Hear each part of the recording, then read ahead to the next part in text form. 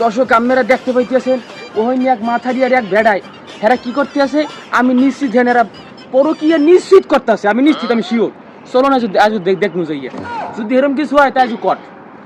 চলেন আসসালামু আলাইকুম ভাই আমার হাতে আমি বড়লে গল্প করতেছি আমার যে বয়স হবে মাথারির যে বয়স তো যায় না কে সিনেমা মাইয়েন না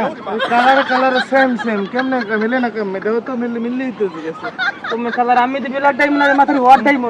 কিরা কইছে এ মাথারি তো ভাই নাম কি কে আপনার কোন তো